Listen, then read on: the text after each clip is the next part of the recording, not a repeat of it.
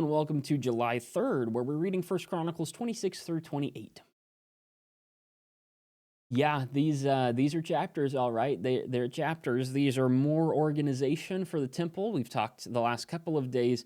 David ended up organizing all the resources for the temple, and then he decided to organize all the people for the temple.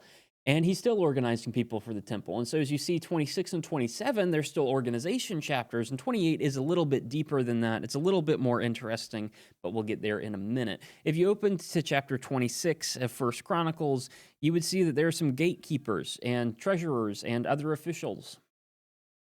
They're going to be useful for the temple one day, so they're there. If you open chapter 27, you'll see that there are a bunch of other officials. These are not specifically dedicated to the temple, I don't think. These seem to be just for David's own use, especially his army, his military leaders.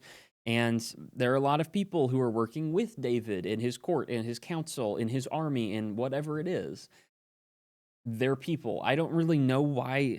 I don't feel like this is super relevant to, Christianity, but it is interesting to see David's twin kind of loves, his love for God and for worship, but his love also for military conquest and for war. Perhaps those things were not super compatible, which is why God said, "You're a man of bloodshed. You're not actually allowed to build a temple."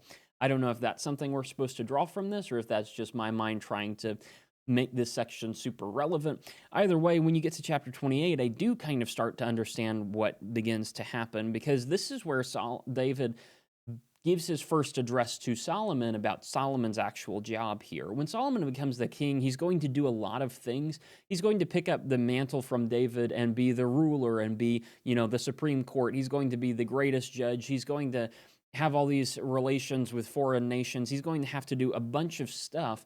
But the most important thing that Solomon is going to have to do is to build the temple of God and to actually give God the respect and the honor that he deserves. And so David commissions Solomon in public to make sure that everybody holds him accountable to this, that all of these resources and all of these people, when Solomon gets on the throne, they're going to immediately be poured into the construction project to build the temple and actually glorify the Lord. That is David's setup for this. He kind of almost pressures Solomon into it. You see all these people, they're all holding you accountable. Make sure that you do this. And so Solomon will end up being faithful to God and turning around and building the temple, at least at first.